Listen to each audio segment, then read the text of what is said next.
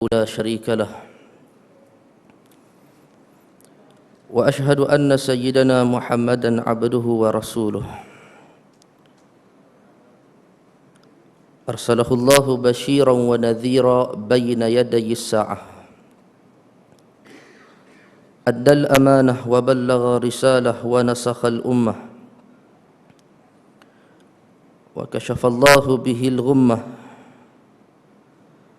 تركنا منحجة البيضاء ليلها كنهارها لا يزيغ عنها إلا هالك ربنا افتح بيننا وبين قومنا بالحق وأنت خير الفاتحين رب اشرح لنا صدورنا ويسر لنا أمورنا واحلل عقدة من لساننا يفقه قولنا قال الله تبارك وتعالى في كتابه الكريم بعد أعوذ بالله من الشيطان الرجيم بسم الله الرحمن الرحيم يا أيها الذين آمنوا اتقوا الله وقولوا قولا سديدا يصلح لكم أعمالكم ويغفر لكم ذنوبكم ومن يطع الله ورسوله فقد فاز فوزا عظيما صدق الله العظيم. Yang dimuliakan Ayahanda Tuan Pengurusi Surau, yang dikasihi Al-Fadil Tuan Imam, Tuan Bilal dan seluruh ahli jawatan kuasa surau, Tuan Haji, Puan-Puan Hajah, seterusnya hadirin dan hadirat muslimin dan muslimat yang dikasihi dan juga dirahmati oleh Allah Subhanahu wa taala sekalian.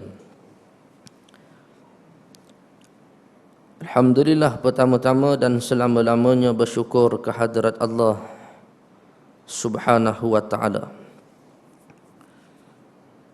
kerana dengan izin daripada Allah pada malam ini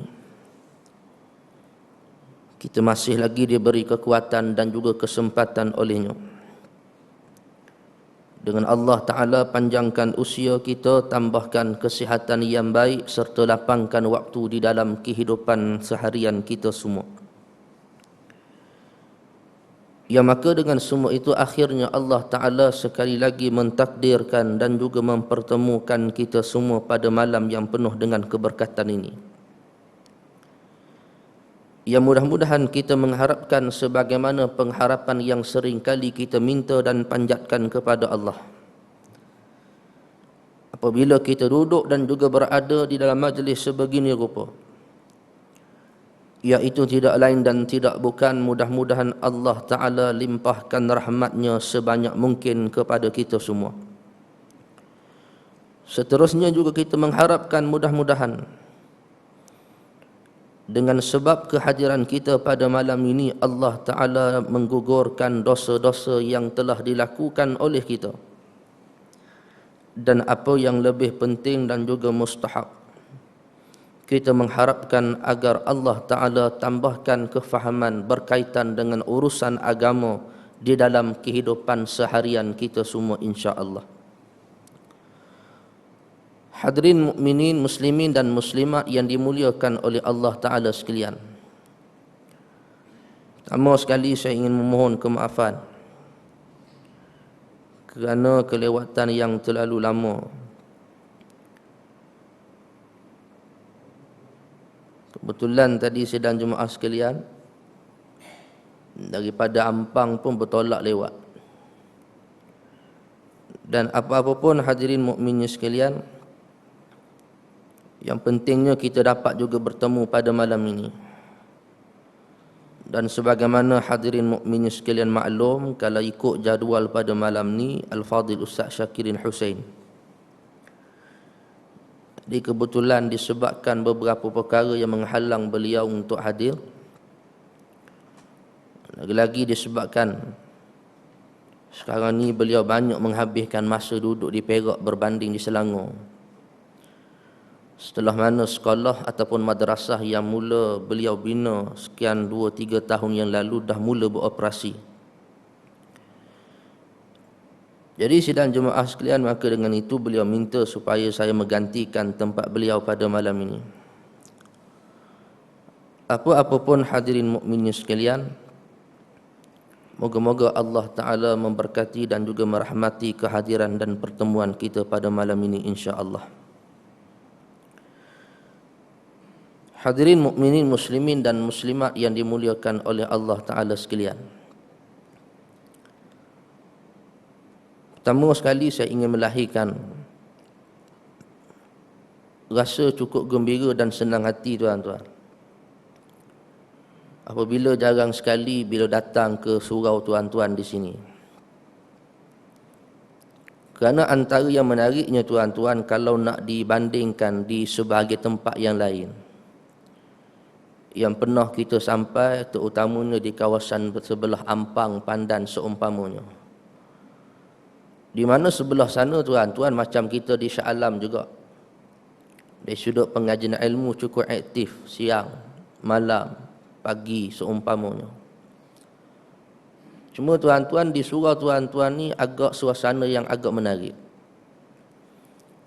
kalau nak dibandingkan dengan sebahagian tempat yang lain. Kalau tempat yang lain ni tuan-tuan, biasanya yang ramai datang ke surau dan juga ke masjid, yang datang mendengar majlis ilmu ni biasanya di kalangan bakal-bakal jenazah belaka, orang-orang tua. Tapi malam ni tuan-tuan, alhamdulillah, maknanya ada kombinasi di antara golongan muda dan golongan veteran.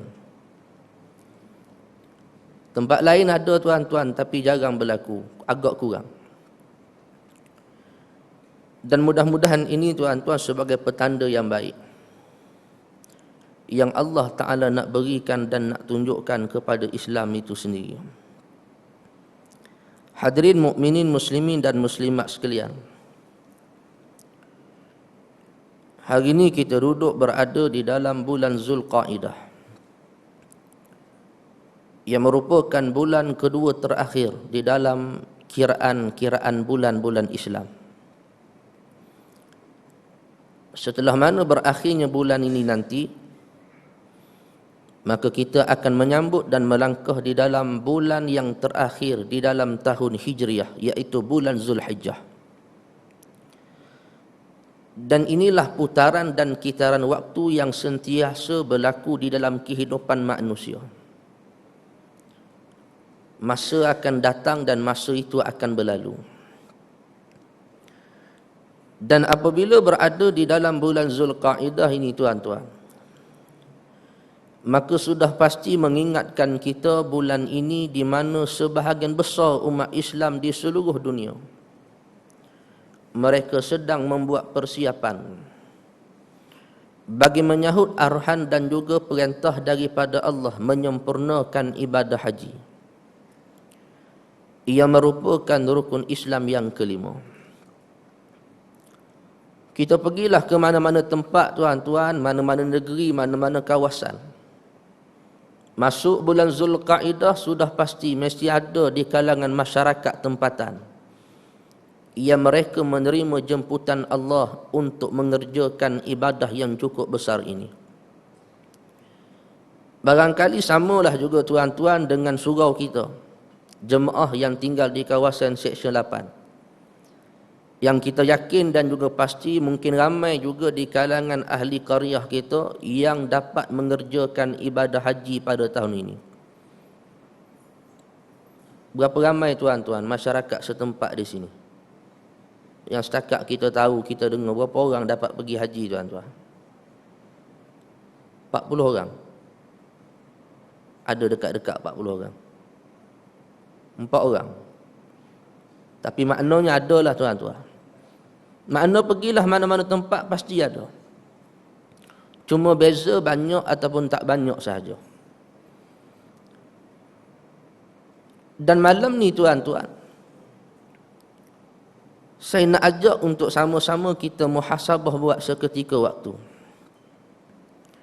Kerana kita yakin dan juga pasti apabila kita sebut berkaitan dengan ibadah haji, begitulah juga dengan ibadah umrah.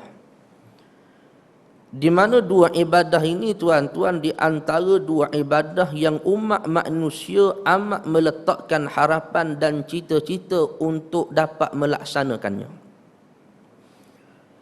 Orang kita tuan-tuan mereka sanggup melakukan apa sahaja. Mereka sanggup berkorban apa sahaja, harta ataupun nyawa kerana apa? Nak sampai ke bumi yang penuh dengan keberkatan ini. Nak sampai ke Mekah dan juga sampai ke Madinah. Ada setengah orang tuan-tuan sanggup bergadai segala apa benda yang ada pada diri dia. Tak ada harta apa-apa, tak apalah. Yang penting dapat sampai ke Mekah dan juga Madinah. Kalau pergi belah kampung tuan-tuan, jarang sekali bila kita balik ke kampung tuan-tuan, saya balik ke Jerantut Pahang. Kadang-kadang kita mendengar keluhan orang-orang kampung yang kerja sebagai nelayan, turun pagi, turun petang Sungai Pahang mencari hasil tangkapan. Pagi-pagi lepas solat subuh masuk kebun getah, taurih pokok getah. Pagi-pagi masuk ke ladang sawit, kait buah sawit tuan-tuan. Masing-masing kadang-kadang meluahkan perasaan dan juga isi hati. Ustaz, makcik ni dah tua, pakcik ni dah tua, tak tahu bila lah akan mati. Tapi tak sampai lagi ke Mekah, tak sampai lagi ke Madinah Ustaz. Nak sangat pergi ke Mekah tapi duit tak cukup. Nak pergi sangat duit tak cukup.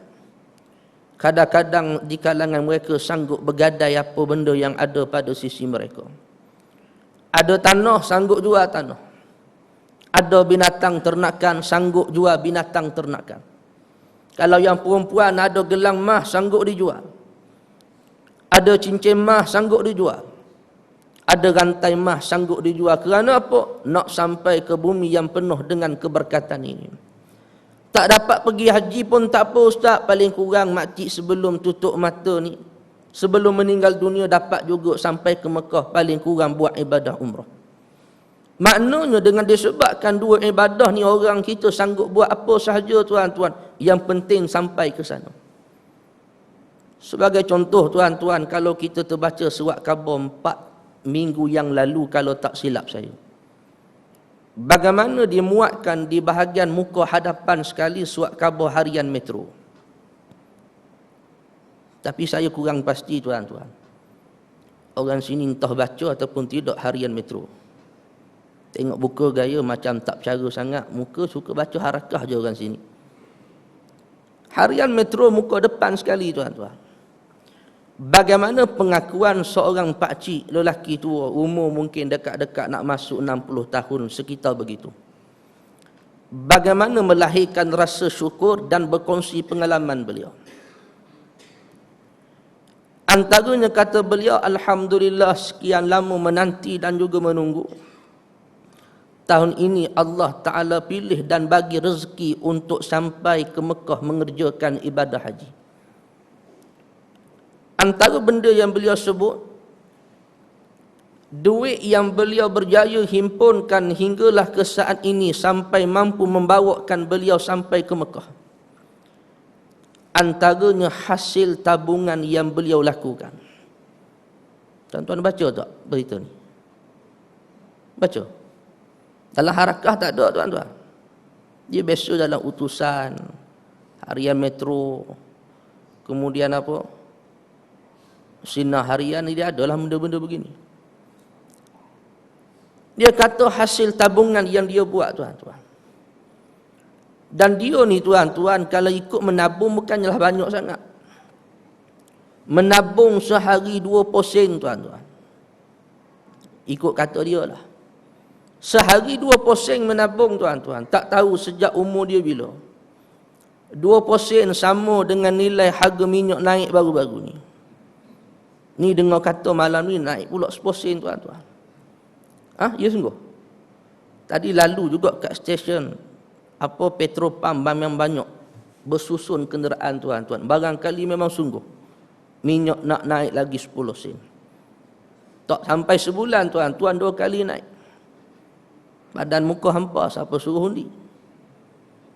Tapi Tapi nak cerita tuan-tuan, ini yang berlaku. Maknanya ini pengorbanan manusia.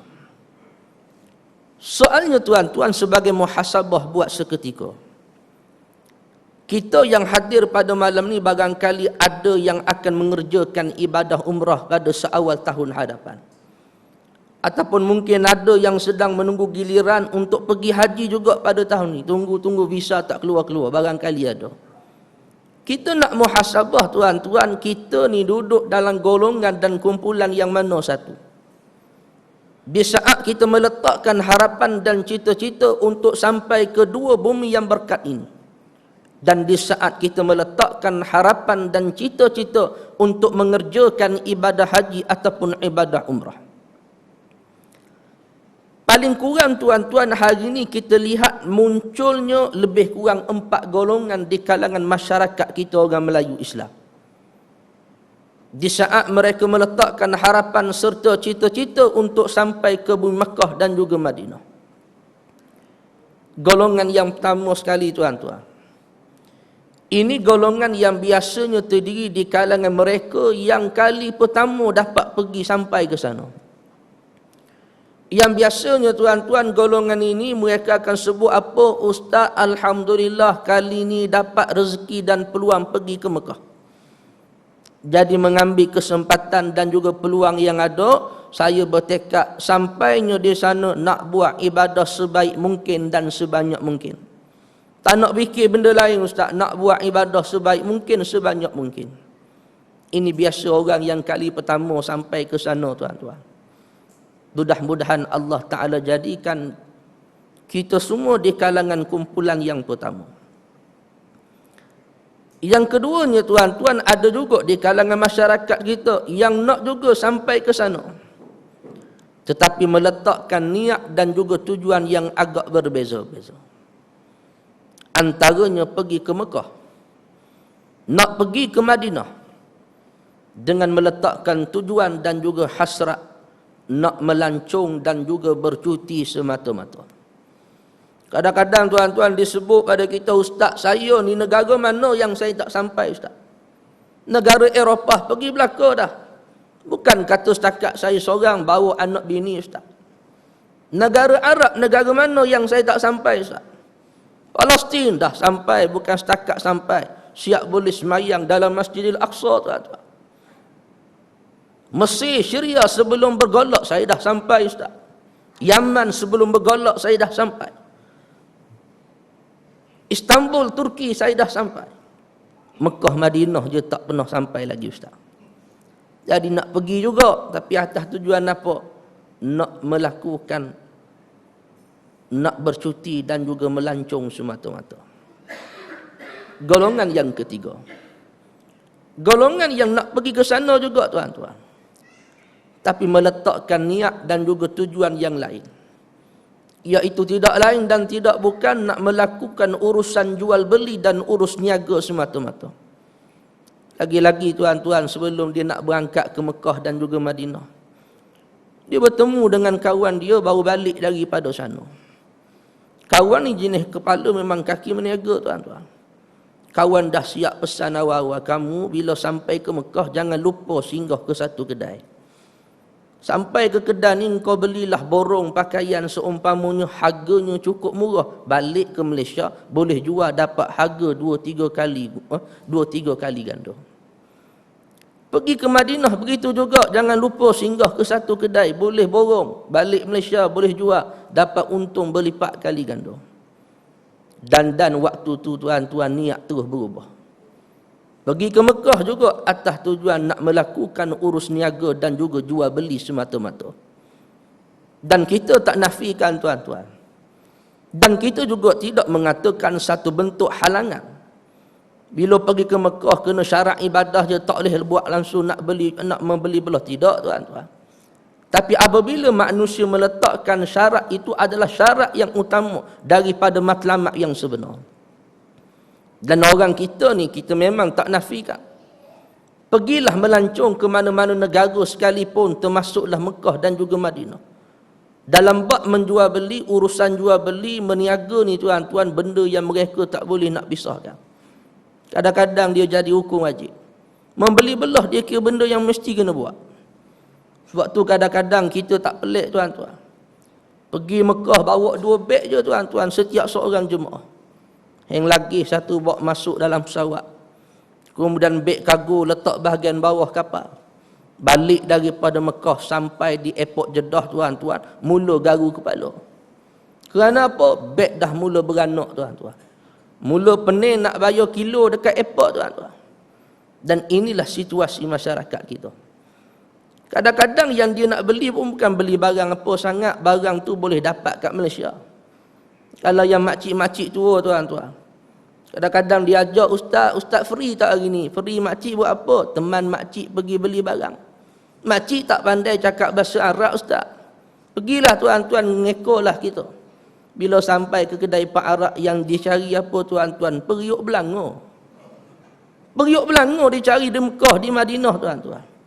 Kita tengok garu kepala, makcik buat apa periuk pun nak beli kat Mekah ni, makcik buat berat kilo je.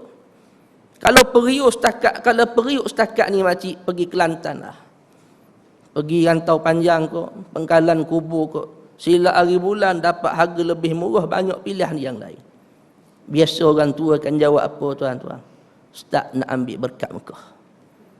Bila sebut nak ambil berkat Mekah, kita nak jawab macam mana tuan-tuan?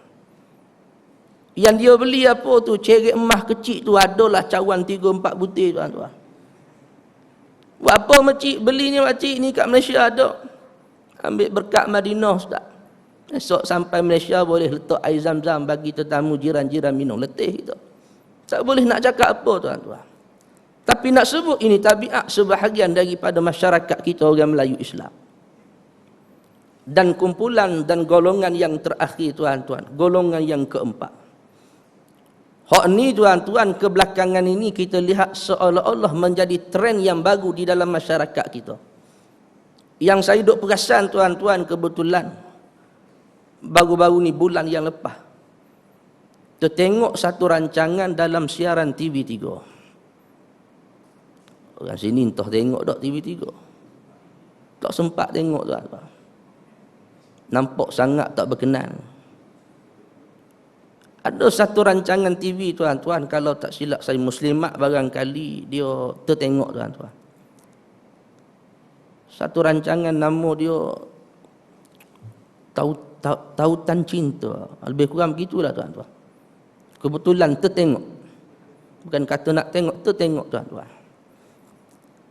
Tapi apa yang kita perasan tuan-tuan? Bagaimana dalam rancangan tersebut dipaparkan? Apabila seorang pasangan kekasih yang mengakhiri kehidupan bujang mereka dengan melangsungkan perkahwinan. Apa yang berlaku tuan-tuan, mereka ni diri di kalangan orang-orang yang kaya, duit terlebih tuan-tuan, tak tahu nak guna alik mana dah. Yang pergi ke Mekah juga tuan-tuan hari ni dengan tujuan apa? Nak melangsungkan akad nikah di hadapan Kaabah. Ini trend baru masyarakat kita tuan-tuan. Kalau dulu mungkin kita ingat seorang pelakon dalam negara kita. Kalau tak silap saya, Umi Aida. Dia kahwin dengan seorang datuk korporat tuan-tuan. Akad nikah dibuat di hadapan Kaabah. Kemudian hak terbaru begitu juga orang biasa tapi orang yang jenis banyak duit, orang kenamaan. Pergi ke Mekah, akad nikah di hadapan Kaabah. Kita bukan dengki tuan-tuan, kamu ada peluang, kamu rezeki lebih nak akad nikah di hadapan Kaabah. Kita tak dengki dalam bab itu. Cuma yang kita lahir rasa sedih dan kecewa tuan-tuan, apabila melihat pengantin perempuan waktu majlis akad nikah di hadapan Kaabah ni tuan-tuan, Allahu Rabbi, aurat dia tutup bukan main lagi, sopan dan juga tertib. Pakai tudung ni tuan-tuan, sekali tengok macam ketua Muslimat Cawangan Shah Alam ni. Sempurna, elok, baik tutup aurat dia tuan-tuan. Tapi yang menyedihkan kita dan mengecewakan kita apabila perempuan yang sama, pengantin yang sama bila pulang meninggalkan bumi yang berkat ini, sampai ke tanah air tuan-tuan, tidak lagi menutup akan auratnya sebagaimana beliau tutup ketika mana berada di Mekah dan juga Madinah. Seolah-olah Allah Ta'ala ni duduk Mekah Madinah je ke tuan-tuan. Dan inilah sebenarnya mentaliti sebahagian masyarakat kita, yang dikira pergi ke Mekah ni tuan-tuan sebagai tempat untuk menghapuskan dosa semata-mata. Sebab tu bila balik ke tanah air buat maksiat, bergelumang dengan mungkar maksiat seumpamanya, hagak rasa diri banyak dosa, dia duit banyak, pergi ke Mekah tuan-tuan. Bila ke Mekah yang ceritalah tuan-tuan, jubah 24 jam. Bukan kata setakat pergi semayang pakai jubah, tidur pakai jubah, masuk bilik air pakai jubah tuan-tuan. Serban ni jangan kira lah, tidak renggang kat kepala dia bila duduk Mekah tuan-tuan. Balik daripada Mekah buat maksiat balik, lawan Islam, tolak Islam. Agak rasa dosa banyak, pergi pula ke Mekah tuan-tuan. Ini mentaliti masyarakat kita hari ini. Dia duk anggap Mekah ni sebagai tempat hapuskan dosa, dan duk anggap Tuhan ataupun Allah ni tinggal ada di Mekah dan juga Madinah sahaja. Ini pemikiran sekular tuan-tuan, bercanggah dan bertentangan dengan ajaran Islam. Maknanya ini 4 golongan dalam masyarakat kita, yang barangkali tuan-tuan malam ni sama-sama kita bermuhasabah. Kita ni duduk dalam golongan dan kumpulan yang mana? Di saat Allah Ta'ala bagi peluang dan kesempatan buat kita sampai ke dua bumi yang penuh dengan keberkatan ini. Mudah-mudahan Allah Ta'ala selamat serta bebaskan kita daripada menjadi golongan yang kedua, golongan yang ketiga dan golongan yang terakhir insya-Allah. Hadirin mukminin, muslimin dan muslimat yang dimuliakan oleh Allah Ta'ala sekalian. Berbalik lagi dengan perbincangan di dalam bulan Zulqa'dah. Di dalam bulan Zulqa'dah ni kata ulama banyak peristiwa dan sejarah. Dalam pertemuan yang dulu tuan-tuan kita membahaskan berkaitan dengan peristiwa yang berlaku di dalam bulan Syawal. Dan juga kita turut menyentuh secara ringkas berkaitan dengan beberapa mukjizat Allah yang diberikan kepada baginda sallallahu alaihi wasallam ketika mana sedang menggali parit sebelum berlakunya peperangan Ahzab. Malam ni tuan-tuan kita nak sentuh secara ringkas berkaitan dengan peristiwa yang berlaku di dalam bulan Zulqa'dah, bulan yang kedua terakhir di dalam bulan-bulan Islam. Secara ringkasnya tuan-tuan, ulama sebut di dalam bulan Zulqa'dah ini berlakunya paling kurang ada 4 ke 5 peristiwa yang cukup besar.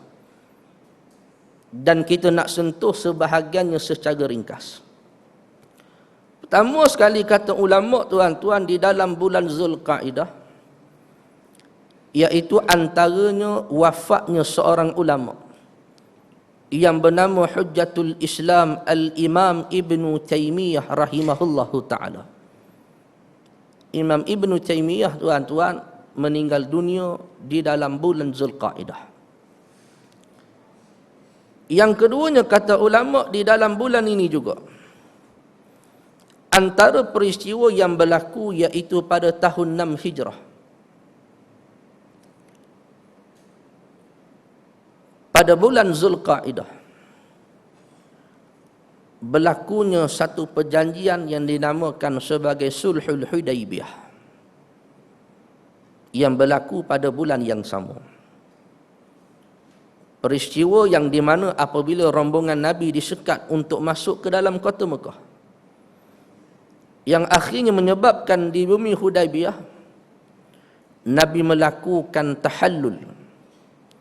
Nabi membayar dam hisar. Kalau kita pergi kursus tuan-tuan, diceritakan kepada kita, dibahaskan kepada kita berkaitan dengan pembahagian hukum-hukum dam.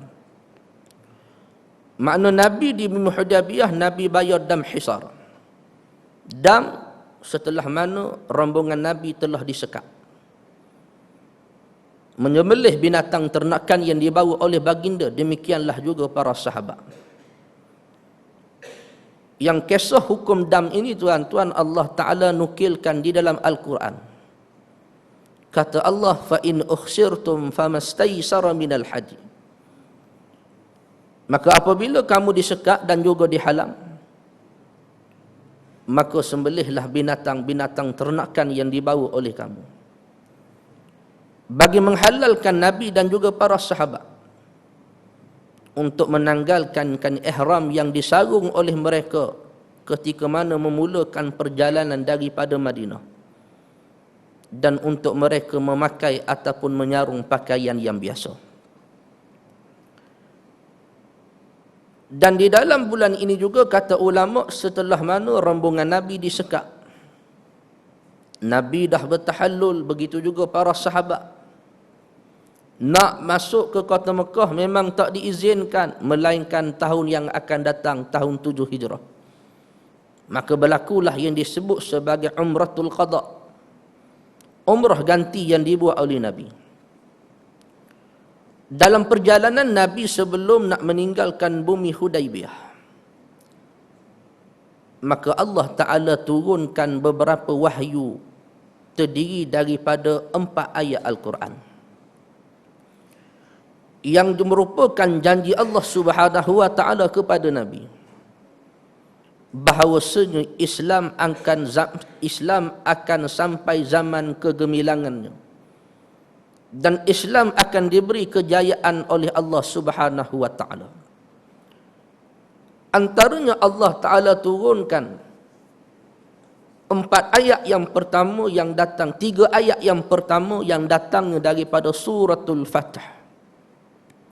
Firman Allah Subhanahu wa Ta'ala, "Inna fatahna laka fatham mubina liyaghfira laka Allahu ma taqaddama min zambika wa ma ta'akhkhara wa yutimma ni'matahu 'alaika wa yahdiyaka ila siratan mustaqima wa yansuraka Allah nasran aziza."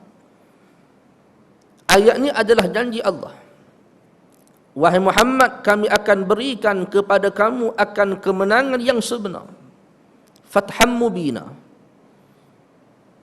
Akhirnya Allah Ta'ala makbulkan. Allah Ta'ala katakan janjinya kepada Nabi sallallahu alaihi wasallam di sebalik penurunan ayat ini. Cumanya Allah Ta'ala tidak perkenankan ataupun katakan pada tahun yang sama. Tetapi janji Allah adalah janji yang benar. Maka Allah Ta'ala perkenankan membenarkan janjinya kepada Nabi berdasarkan turunnya ayat ini 2 tahun selepas daripadanya, iaitu pada tahun 8 Hijrah di dalam bulan Ramadan.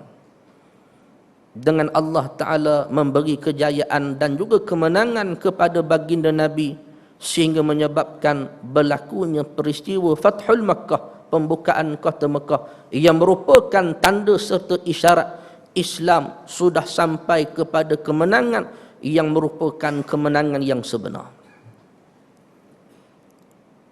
Seterusnya dalam bulan Zulqa'dah juga, kata ulama, pada tahun 6 Hijrah, bulan Zulqa'dah, berlaku apa yang disebut sebagai Bai'atul Aqabah. Berlakunya apa yang disebut sebagai Bai'atul Ridwan.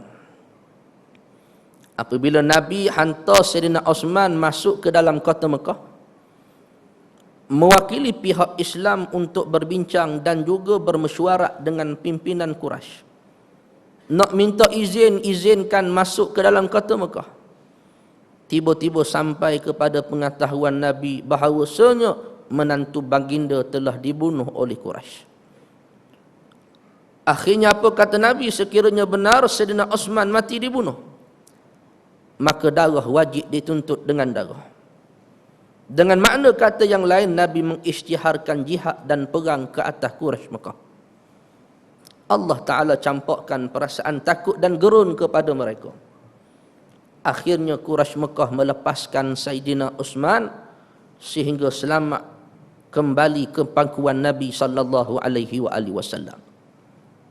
Bai'atul Ridwan berlakunya juga di dalam bulan Zulqa'dah tahun yang sama, iaitu tahun 6 Hijrah, sebelum daripada berlakunya perjanjian Hudaibiyah. Dan pada bulan Zulqa'dah juga, kata ulama, pada tanggal 25 Zulqa'dah tahun 10 Hijrah, bermulanya perjalanan haji Nabi sallallahu alaihi wasallam. Ia merupakan haji yang pertama dan haji yang terakhir di dalam kehidupan baginda sallallahu alaihi wasallam. Ibadah haji yang dilakukan oleh Nabi. Cumanya tuan-tuan, bilakah Nabi ni buat ibadah haji dan bilakah mulanya pensyariatan supaya Nabi buat ibadah haji? Datangnya beberapa pandangan di kalangan para ulama. Ada sebahagian ulama sebut tuan-tuan tahun 6 Hijrah waktu Nabi disekat masuk ke kota Mekah. Tahun itu adalah kemasukan Nabi ke Mekah atas tujuan nak buat haji, bukan buat ibadah umrah. Ini pandangan yang pertama. Pandangan yang kedua mengatakan Allah Ta'ala mula syariatkan ibadah haji kepada Nabi iaitu selepas berlakunya peristiwa pembukaan kota Mekah.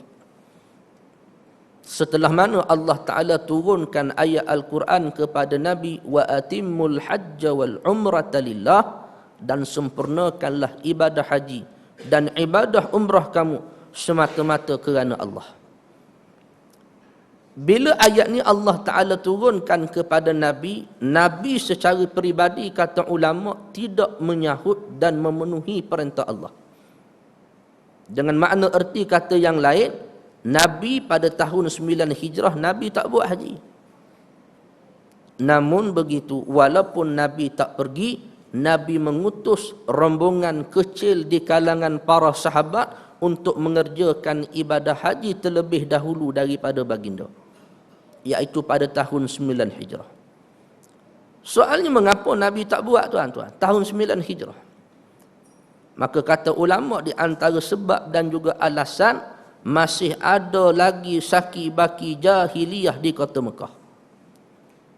Dan masih ada lagi saki baki berhala yang belum habis diruntuhkan dan dihapuskan ketika mana peristiwa pembukaan kota Mekah. Maka ini antara sebab yang menyebabkan Nabi tak nak buat haji lagi. Tapi Nabi suruh sahabat pergi. Nabi hantar Sayyidina Abu Bakar ditemani oleh Sayyidina Ali dan sebilangan kecil sahabat yang lain. Dan di antara wasiat yang Nabi pesan kepada Sayyidina Abu Bakar, selesai mengerjakan ibadah haji tahun 9 Hijrah, kamu tolong umumkan beberapa perkara kepada masyarakat Mekah. Antaranya Sayyidina Abu Bakar selesai buat ibadah haji, berdiri di tengah-tengah Masjidil Haram, kata ulama berhampiran dengan Kaabah, lalu menyampaikan ucapan dan juga pidato beliau. Dan di antara benda yang ditegahkan oleh beliau yang merupakan arahan serta perintah daripada Nabi, bermulanya tahun ini tidak lagi dikeluarkan visa haji dan juga visa umrah kepada orang-orang kafir. Makna nak mudah begitu tuan-tuan. Lepas pada tahun 9 Hijrah ni, orang kafir tak boleh masuk ke Mekah lagi. Kerana apa? Bumi ini bumi yang haram, bumi yang suci. Begitulah juga Mekah dikatakan sebagai bumi haram, demikianlah juga bumi Madinah. Dan hari ini tuan-tuan, kalau kita pergi ke Mekah, memang orang-orang kafir tidak diizinkan masuk ke dalamnya, Mekah dan juga Madinah. Cuma teringat tuan-tuan, setahun 2 tahun yang lalu, ketika mana kerajaan Arab Saudi sibuk membina landasan LRT, ada setengah mereka dia mari rasa ragu-ragu tuan-tuan terhadap pekerja-pekerja yang bertugas, yang tukang buat landasan. Ada kata terlepas pandang, ada juga orang bukan Islam masuk. Wallahu ta'ala alam. Tapi nak sebut, lepas peristiwa itu diharamkan 2 bumi yang berkat ini dari dimasuk dan dijejaki oleh orang-orang kafir.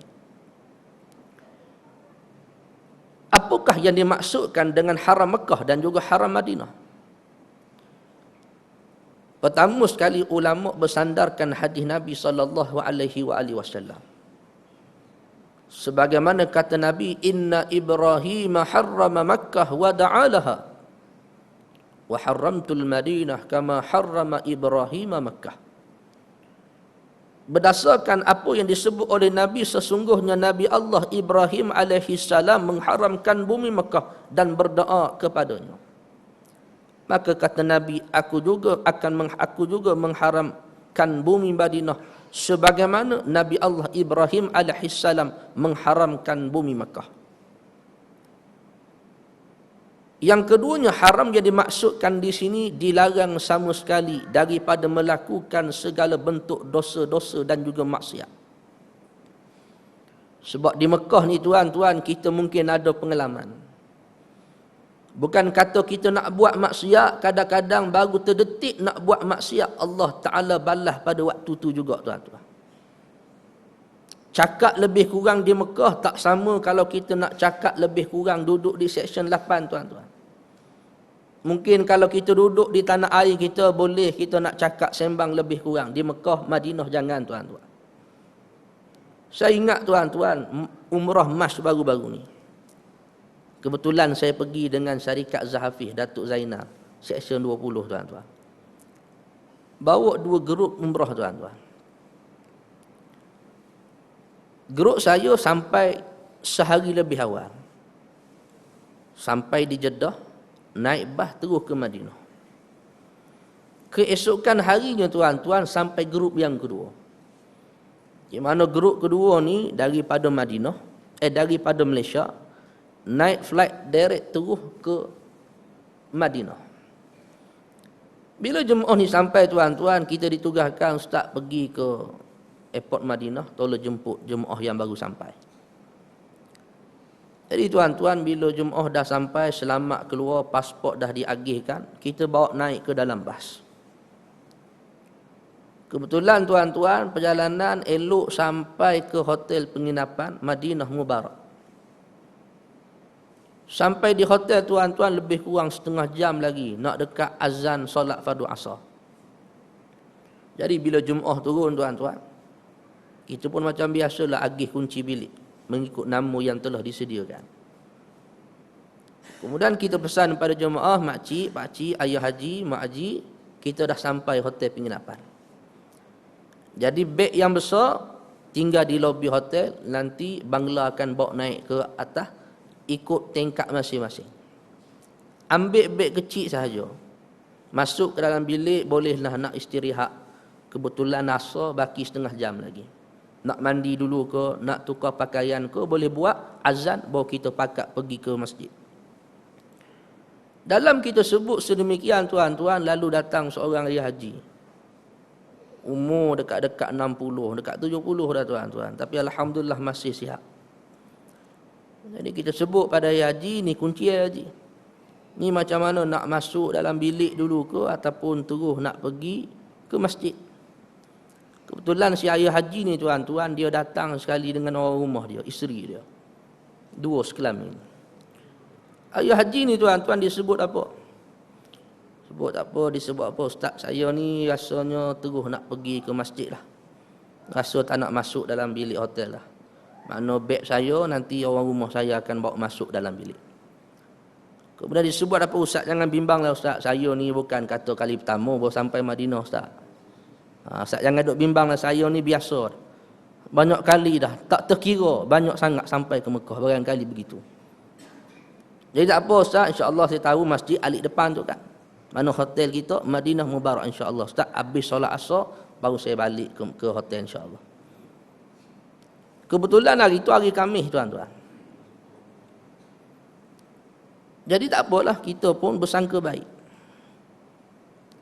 Akhirnya tuan-tuan, habis solat asar seumpamanya, dekat-dekat nak maghrib dah tuan-tuan, si isteri dia datang bertemu dengan kita. Ustaz, mana cik abang saya ni tak nampak batang hidung lagi ni. Saya tanya, hak mana satu cik abang makcik ni? Ada yang borak dengan ustaz tadi, yang kata dah selalu, dah biasa tadi. Kenapa kita tanya, tak sampai lagi ke? Tak balik lagi ustaz. Jadi kita ni tuan-tuan duk sangka baik, tak apalah makcik, barangkali pakcik ni terus sampai maghrib dan isyak. Sampai isyak baru balik kot, nanti jumpa kat dia makan je lah. Kemudian tuan-tuan, habis maghrib, habis isyak, jemaah semua dah bertumpu pergi ke dewan makan. Sampai di dewan makan ni tuan-tuan, Bertembung lagi dengan Mak Haji ni tadi. Ngadu sekali lagi, ustaz, mana cik abang saya ni? Tak nampak lagi ustaz. Jadi kita sebut, kok pergi kat bilik kot. Ada kat bilik. Tak ada ustaz, saya pun bagi daripada bilik ni. Kunci bilik pada saya ustaz. Jadi tak apa, kita sebut, tak apa makcik tunggu. Barangkali orang ramai kat masjid lambat keluar. Tunggu tuan-tuan, sampailah orang dah kosong kat dewan makan. Ayah Haji ni tak lagi kunjung tiba. Mak Haji ni jangan kira tuan-tuan. Dah hari pertama sampai ke Madinah, tok laki tak nampak batang hidung tuan-tuan. Kalau kata hilang kat Mekah barangkali mungkinlah entah pergi ke Jabal Rahmah kan. Ni dia Madinah tuan-tuan, ke mana nak pergi, tekan nak pergi perkuburan Baqi' pula. Jadi sedang jemaah sekalian, tunggu, kita pun tenangkan keadaan. Tak apa makcik, tunggu lagi. Kalau tak ada sampai jam 12 malam tak ada, kita akan kerah semua petugas pergi cari di masjid. Sampai jam 12 malam memang tak balik sungguh tuan-tuan. Jadi kita kerah kita punya petugas, pergilah ke Masjid Nabawi. Pusing habis tawaf tuan-tuan. Pusing tak jumpa-jumpa. Sampailah jam 2-3 pagi, tak balik lagi ke hotel tuan-tuan. Mak Haji kira menangis. Jadi kita kata cuba telefon, macam mana nak telefon ustaz, telefon dia pun tinggal pada saya. Akhirnya apa, tunggu sampai subuh tuan-tuan, tak ada juga. Lepas solat subuh pergi ke dewan makan, tak ada juga. Kebetulan hari Jumaat hari tu. Hilang setiap hari Khamis sampai pagi Jumaat, tak balik juga tuan-tuan. Hinggalah selesai solat Jumaat di Masjid Nabawi. Bila habis solat Jumaat tuan-tuan, kebetulan seorang jemaah satu rombongan dengan ayah Haji yang hilang tadi. Bila keluar daripada pintu utama Masjid Nabawi ni tuan-tuan, dia bertembung dengan ayah Haji ni duduk mana? Duduk di sebalik sudut penjuru pintu yang besar tadi. Duduk begini tuan-tuan, terketar muka pucat seumpamanya. Jadi si kawan ni tegur, mana kau ni? Puah orang cari start pada asar semalam, malam tadi tak jumpa-jumpa. Kamu pergi mana? Orang rumah kamu menangis, jangan kira lah. Ayah Haji ni tuan-tuan, dia sebut apa? Saya ada je. Saya ada je.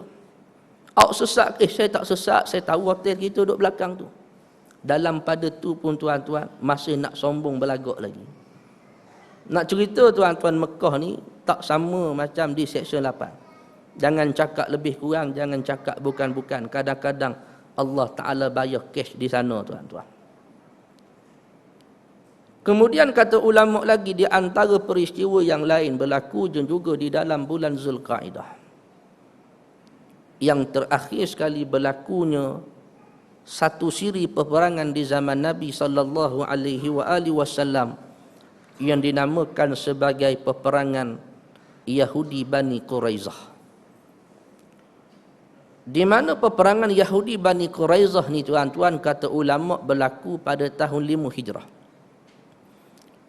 Tahun yang sama berlakunya peperangan Ahzab, cumanya bulan berbeza. Peperangan Ahzab kata ulama berlaku seawal tanggal 18 Syawal, berakhir pada seawal bulan Zulqa'dah. Adapun peperangan Yahudi Bani Quraizah berlakunya di dalam bulan Zulqa'dah selepas berakhirnya peperangan Ahzab. Soalnya, mengapakah tercetus dan berlakunya peperangan Yahudi Bani Quraizah? Pertama sekali ulama jelaskan kepada kita, Yahudi Bani Quraizah adalah merupakan salah satu kabilah Yahudi yang merupakan masyarakat tempatan Madinah, orang Madinah. Dan mereka menjadikan kerajaan Islam Madinah Nabi sebagai tempat bergantung dan tempat mereka berlindung, kata ulama, hampir 4 tahun lamanya. Akhirnya tuan-tuan dikenal pasti bahawasanya Yahudi Bani Quraizah bersama-sama dengan Pakatan Ahzab bersatu tenaga dan juga kuasa dalam matlamat ingin menggulingkan kerajaan Madinah Nabi, kemudian nak bunuh Nabi sallallahu alaihi wasallam. Dan pada masa yang sama, Yahudi Bani Quraizah dah langgar perjanjian dengan kerajaan Madinah Nabi. Maka apabila berakhirnya peperangan Ahzab, kata ulama, Allah Ta'ala beri kemenangan kepada kumpulan Islam, walaupun ketika itu jumlah tentera Islam hanyalah sedikit. Allah Ta'ala bagi kejayaan. Bila berakhir peperangan tersebut, Nabi dan para sahabat masing-masing pulang ke rumah. Mengikut riwayat ulama, bila sampai di rumah tuan-tuan, Nabi dah lepaskan pakaian perang baginda. Dah letak senjata perang baginda, demikianlah juga para sahabat. Tak sempat Nabi nak beristirahat, demikianlah para sahabat tuan-tuan. Tiba-tiba datangnya arahan dan perintah daripada Allah, agar supaya Nabi dan juga para sahabat sarung kembali pakaian perang, angkat kembali senjata mereka menuju ke perkampungan Yahudi Bani Quraizah. Kerana apa? Kerana Yahudi ini adalah merupakan kumpulan yang membuat penyelewengan dan langgar perjanjian dengan kerajaan Madinah Nabi. Lalu Nabi mengisytiharkan jihad. Maka Nabi sarung kembali pakaian perang, angkat kembali senjata. Demikianlah para sahabat menuju ke perkampungan Yahudi Bani Quraizah. Ada dua riwayat ulama hadis sebut kepada kita. Riwayat yang pertama mengatakan bila sampai di perkampungan Yahudi Bani Quraizah, Nabi kepung kampung halaman mereka hampir 15 hari lamanya. Riwayat yang kedua mengatakan Nabi kepung kampung halaman mereka hampir 25 hari lamanya. Tuan-tuan, logik akal lah. 15 hari ataupun 25 hari bila dikepung tuan-tuan, maka ketika itu terlalu banyak bekalan yang terputus. Contoh kita lah malam ni tuan-tuan, duduk dalam surau, duduk dalam masjid tuan-tuan, tiba-tiba datang tentera musuh Islam, kepung surau kita. Tak payah lama, tak payah 15 hari, tak payah 25 hari, 7 hari je tuan-tuan. Bila kepung tuan-tuan, banyak bekalan yang terputus. Tak dapat jumpa anak dan bini, tak dapat lepak kedai kopi, tak dapat baca surat khabar utusan. Terputus belaka bekalan tuan-tuan. Akhirnya menyebabkan apa? Pada ketika itu sudah tentu dan juga pasti kita akan berada dalam keadaan yang terdesak dan penuh dengan tekanan. Akhirnya barangkali kita akan angkat bendera putih menyerah kalah. Maka demikianlah Yahudi Bani Quraizah. 25 hari, 15 hari, tempoh yang cukup lama tuan-tuan. Akhirnya apa? Angkat bendera putih, menyerah kalah kepada Nabi SAW. Dengan harapan bila serah kalah tuan-tuan, Nabi bagi ruang, Nabi ampun kesilapan yang mereka buat. Akan tetapi tuan-tuan, kata ulama, apabila mereka menyerah kalah, Nabi secara peribadi, Nabi tidak menjatuhkan hukuman kepada mereka. Sebaliknya Nabi menyeru dan panggil seorang sahabat yang bernama Sa'ad bin Mu'az radhiyallahu ta'ala anhu. Apa hebat sangat yang ada pada diri Mu'az ni, hingga Nabi boleh bagi kepercayaan, autoriti kepada beliau, jatuhkan hukuman kepada Yahudi Bani Quraizah. Sa'ad bin Mu'az ni tuan-tuan, antara sahabat yang turut serta di dalam peperangan Ahzab bersama dengan Nabi. Apabila berada dalam peperangan Ahzab, kata Nabi SAW, tiba-tiba aku melihat salah satu anak panah yang dilancarkan oleh musuh terkena pada jasad Sa'ad bin Mu'az. Hasil daripada anak panah yang terkena mengakibatkan keluarnya percikan darah yang cukup banyak keluarnya daripada jasad Sa'ad bin Mu'az. Sehinggalah kata Nabi pada ketika itu, aku beranggapan dengan disebabkan darah yang keluar terlalu banyak daripada jasad beliau, maka menyebabkan sahabat ini akan gugur syahid di medan peperangan Ahzab. Tiba-tiba kata Nabi, di dalam keadaan darah yang cukup banyak keluar daripada jasad beliau, tiba-tiba aku melihat Sa'ad bin Mu'az mengangkat dua tangan beliau tinggi ke langit lalu berdoa kepada Allah. dengan meminta, ya Allah, jangan engkau matikan aku, panjangkan usia aku, sehingga aku mampu menghukum kesilapan kejahatan Yahudi Bani Quraizah yang telah melanggar perjanjian dengan kerajaan Madinah Nabi. Akhirnya kata Nabi, Allah Ta'ala memperkenankan munajat dan doa Sa'ad bin Mu'az, sehingga beliau tidak mati dan terus hidup walaupun berakhirnya peperangan Ahzab. Bila Nabi isytihar peperangan Yahudi Bani Quraizah, Sa'ad bin Mu'az dalam keadaan cedera parah yang berada pada diri beliau masih lagi turut serta dengan Nabi pergi ke Yahudi Bani Quraizah. Maka Nabi seru, di manakah Sa'ad? Aina Sa'ad? Mana Sa'ad?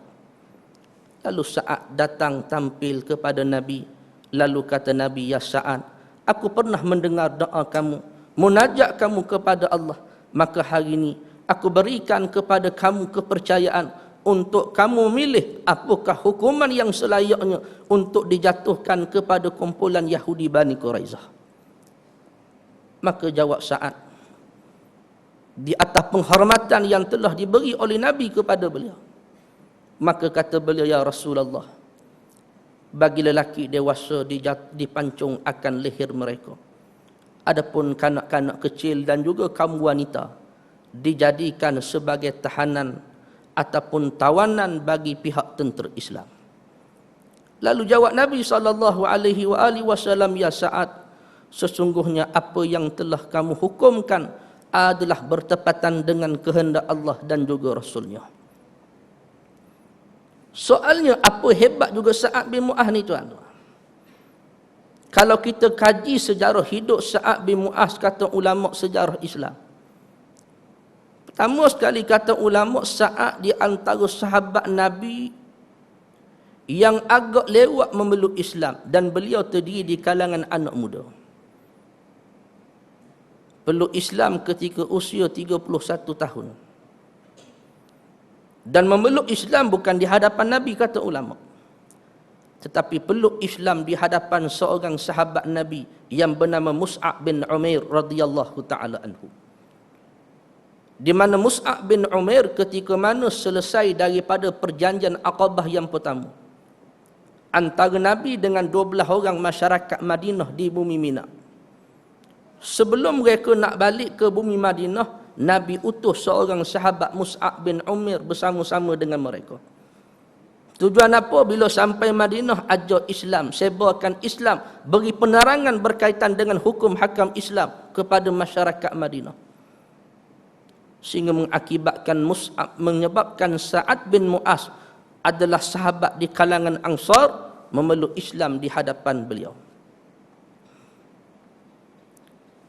Dan wafat bila tuan-tuan, kata ulama, ketika usia 37 tahun. Peluk Islam 31 tahun, wafat 37 tahun. Maknanya apa? 6 tahun sahaja sempat hidup sebagai seorang Islam. Tapi menariknya apa yang berlaku di saat hari wafatnya Sa'ad bin Mu'az. Kata Nabi SAW, berlaku paling kurang 3 kejadian yang cukup aneh. Yang kata Nabi jarang dilihat berlakunya di hari kematian sahabat-sahabat yang lain. Pertamanya kata Nabi, sebagaimana yang sahabat sebut kepada baginda. Kata sahabat, ketika mana kami diperintahkan oleh Nabi mengangkat jenazah Sa'ad untuk dibawa ke tanah perkuburan. Tiba-tiba sahabat mengadu kepada Nabi, ya Rasulullah, mengapakah terlalu ringan jenazah Sa'ad bin Mu'az? Sa'ad ada dalam ni ya Rasulullah, tapi mengapa ringan sangat ni, tak berasa macam ada orang dalam dia? Jawab Nabi SAW, innal malaikatu kanat tahmiluh. Ringannya jenazah Sa'ad bin Mu'az kerana disebabkan bukan kamu sahaja yang sedang mengangkat jenazah beliau, akan tetapi yang turut bersama dengan kamu adalah terdiri daripada malaikat Allah Subhanahu wa ta'ala. Maka ringan jenazah sahabat ni tuan-tuan. Yang keduanya kata Nabi, ketika mana meninggal dunianya Sa'ad bin Mu'az, aku mendapati para malaikat Allah, bukan sahaja yang berada di bumi maupun yang berada di langit, tiba-tiba menangis dan menitiskan air mata mereka ketika mana wafatnya Sa'ad bin Mu'az radhiyallahu taala anhu. Dan yang terakhir sekali kata Nabi, apabila hari meninggal dunianya Sa'ad bin Mu'az, ihtazzal 'arsyur rahman li mauti Sa'ad. Tiba-tiba aku mendapati, kata Nabi, bergegarnya arsy Allahu Rabbul Jalil ketika mana wafatnya Sa'ad bin Mu'az radhiyallahu taala anhu.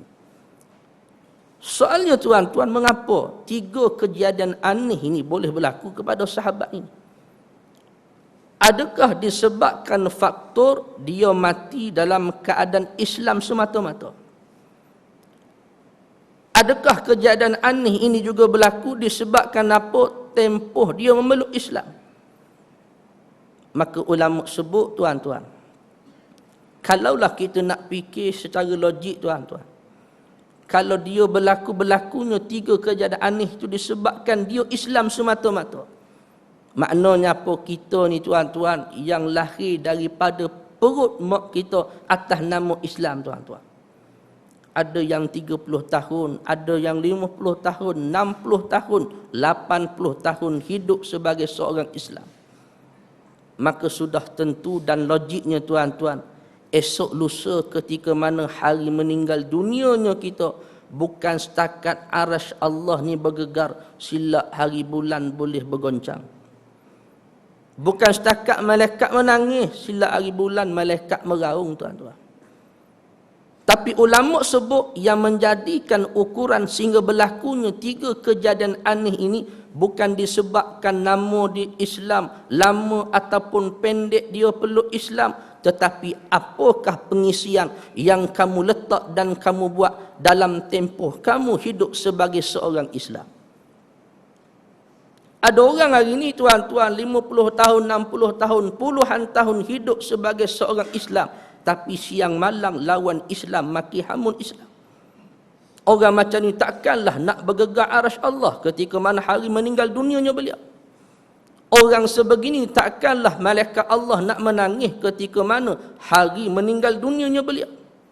Orang sebegini takkanlah jenazah dia nak akan jadi ringan ketika meninggal dunianya beliau, bimbang berlaku sebaliknya. Siang malam lawan Islam, siang malam maki Islam, siang malam sekat memikirkan bagaimana cara nak menggagalkan kebangkitan dan kemenangan Islam. Orang ni kita harapkan berlakunya peristiwa ni di saat hari kemeninggal dunianya beliau, tuan-tuan, barangkali satu perkara yang cukup mustahil. Sebab itu Islam mengambil kira, walaupun pendek singkat waktu hidup kamu sebagai seorang Islam, yang penting diambil ukur apakah pengisian yang kamu isi di sepanjang kehidupan kamu sebagai seorang Muslim dan sebagai seorang mukmin. Hadirin mukminin muslimin dan muslimat yang dimuliakan oleh Allah Subhanahu wa taala sekalian. Mudah-mudahan kisah yang ringkas ini sama-sama kita dapat bermuhasabah pada malam ini. Moga-moga Allah taala jadikan kita di kalangan manusia walaupun pendek waktu hidup kita, tetapi banyak manfaatnya kita untuk membantu dan juga menolong perjuangan dan juga memberi kejayaan kepada kerja-kerja Islam ini, insya-Allah. Moga-moga sidang jemaah sekalian hidup dalam keadaan mulia, mati pun dalam keadaan mulia. Hidup dalam keadaan taat, meninggal dunia dalam keadaan taat, dan hidup dalam keadaan beriman dan menghembuskan nafas yang terakhir juga dalam keadaan beriman kepada Allah Subhanahu wa taala. Jadi hadirin mukminin sekalian, saya kira sekadar itu sahaja. Mudah-mudahan sedikit sebanyak perkongsian kita pada malam ini memberi manfaat dan juga kebaikan buat kita semua, insya-Allah. Dan difahamkan malam ni, tuan-tuan, ada Selangor lawan malam ni. Ya. Buat tengok tadi anak muda bukan main banyak sekali dengan lilit bendera Selangor kat leher. Macam ada perlawanan Piala Malaysia malam ni. Jadi tuan-tuan, kalau kata betul ada, tak boleh lewat balik ke rumah, tuan-tuan. Jadi mudah-mudahan hadirin mukminin sekalian, sedikit sebanyak perkongsian kita pada malam ini mendapat kebaikan daripada Allah Subhanahu wa taala. ampun dan maaf, terkasar bahasa, ambil masa yang terlalu panjang. Mudah-mudahan kita dipertemukan di masa dan waktu yang akan datang dengan izin daripada Allah Subhanahu wa taala. Terakhir tuan-tuan, malam ni ganti Ustaz Syakirin. Dia 2 kali dah pesan pada saya tuan-tuan. Minta lancarkan kutipan derma untuk menampung, menyiapkan pembangunan pondok beliau yang sedang rancak dijalankan di Pantai Remis sekarang. Kerana sekarang ni tuan-tuan, bangunan 3 tingkat sepanjang berapa kaki saya tak pasti, tapi kalau tengok pada gambar tu memang panjang dah tuan-tuan. Jadi bangunan ni dikira sebagai bangunan utama.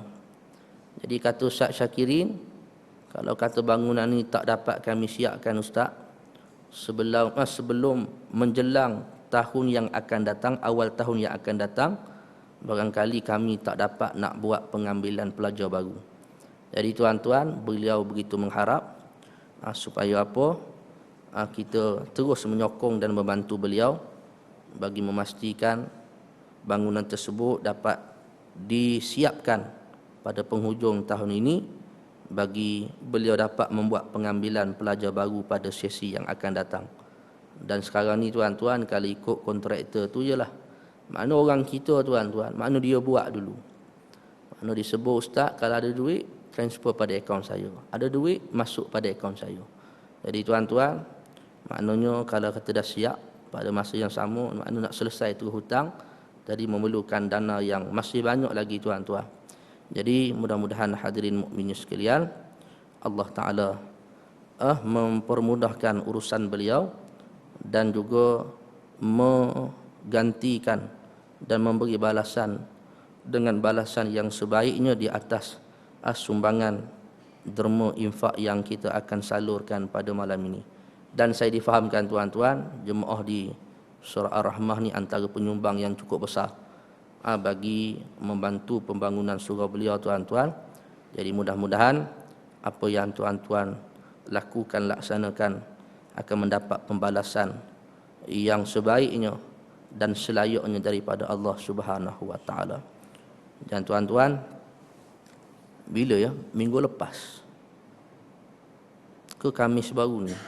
Minggu lepas Ustaz Idris Ahmad tuan-tuan, waktu apa? Parlimen baru mula bersidang. Kebetulan dia datang ke kawasan Pandan, ada buat pengisian tarbiyah haraki. Jadi disebut apa, di antara benda yang dibentangkan dalam parlimen baru-baru ni, iaitu memang betul-betul tuan-tuan, apa tu, BERIM yang ketiga ni memang dia akan diagihkan dalam masa yang terdekat ni. Sebelum ni kita dengar-dengar je, sebab kita pegang waktu kempen pilihan raya dia kata akan nak bagi, tapi makna dalam parlimen Ustaz Idris Ahmad kata memang dah disebut akan diagihkan dalam masa yang terdekat ni. Jadi tuan-tuan, insya-Allah bagi penerima BERIM, mana anda boleh gembira, insya-Allah dengan nilai RM1,500, insya-Allah boleh bertahan selama 5 tahun insya-Allah. Jadi sidang jemaah sekalian, mudah-mudahan tuan-tuan yang bakal penerima, kalau dapat nanti jangan makan seorang tuan-tuan. Jangan makan seorang. Bagi sikit untuk pondok yang akan dibina ni insya-Allah. Tuan-tuan ambil 1,000 je, 500 bagi kat Ustaz Syakirin. Begitu. Jadi hadirin mukminin sekalian, sekadar itu sahaja. Wallahu taala alam. Assalamualaikum warahmatullahi wabarakatuh. A'udzubillahi minasyaitonir rajim. Bismillahirrahmanirrahim. Alhamdulillahi rabbil alamin wal 'aqibatu lil muttaqin wala 'udwana illa 'alal zalimin. Ya muqallibal qulub sabbit qulubana 'ala dinika wa 'ala ta'atika ya karim. Alhamdulillahi rabbil alamin. Taqabbalallahu minkum.